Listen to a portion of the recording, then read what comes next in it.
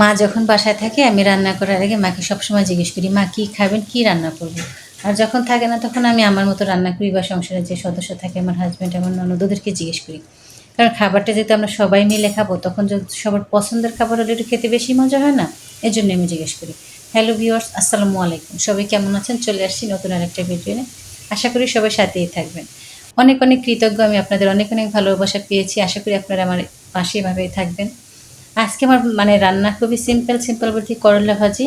আর মাকে বলছিলাম, মা কী মাছ রান্না করবো, কী মাছ খাবে।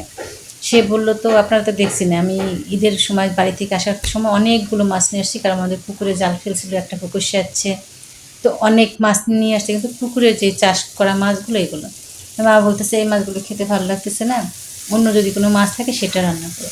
তার ফ্রেশ খুঁজে খুঁজে দেখলাম যে না, পাবদা মাছ আছে, শোল মাছ আছে। তো মাকে জিজ্ঞেস করলাম, মা শোল মাছ আছে, পাবদা মাছ আছে, কোনটা রান্না করবো?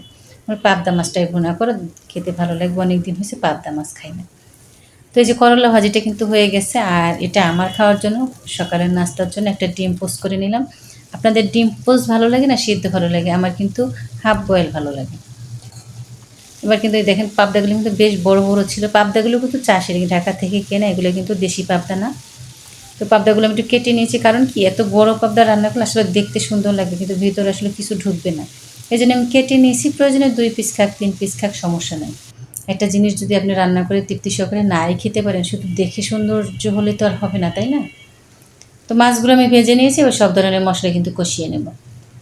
আমি কিন্তু তেলের মাঝে পেঁয়াজ দিছি, সামান্য ছোটো একটা তেজপাতা দিয়েছি, তেজপাতার একটা ফ্লেভার আছে। তেলে ছড়ালে চাষের পাবদাটা তো একটা ফ্লেভারফুল হবে, খুব ভালো লাগবে। আর মাছটা তো আমি সবসময় ধুয়ে কেটে একেবারে লেবু পানিতে সবসময় সব মাছ ভিজিয়ে রাখি। কারণ কি, মাছের যত খারাপ গন্ধই থাক না কেন, আপনি যত ভালোভাবে ধোবেন তারপরে কিন্তু একটা স্মেল থেকে যায়। এটা যদি আপনি একটু লেবু দিয়ে ধুয়ে নেন আর কোনো স্মেলই থাকবে না। বাট এই মাছটা যখন খেতে যাবেন তখন ভিতর থেকে যখন চিবুনি দেবেন দেখবেন কি সুন্দর করে লেবুর ফ্লেভার পাওয়া যাচ্ছে। এই জন্য আমি সবসময় সব মাছ লেবু দিয়ে ভিজিয়ে রাখি। তো মাছটা ভেজে নিয়ে মশলাটা কষিয়ে, এই যে মানে পটল ছিল কিছু ঘরে, আমি কিন্তু পটলের বিচিগুলো ফেলে দিয়েছি। ফেলে দিয়ে এখন যে একটু চিকন চিকন করে কেটে নিয়েছি। চিকন করার এইটা একটা কারণ হচ্ছে কি, আমার মাকে দেখতাম সে মাছের সাথে ম্যাচিং করে সবসময় সবজি কাটতো। সে বলে যে একটা সব কিছুর একটা মানানসই একটা ব্যাপার আছে, দেখবে সেটা ভালো লাগে, দেখতেও সুন্দর। তো আমি সেইভাবে একটু একটু চেষ্টা করি। মায়ের মতো তো আসলে হয় না, মা তো মাই, তাদের সাথে তো আসলে কম্পেয়ার করলে হবে না, তাদের ওই পর্যন্ত আমাদের যেতে বহুত দূর। তো রান্নাটা কিন্তু প্রায় শেষ, এই যে দেখেন একটু ধনিয়া পাতা দিয়ে দিলাম।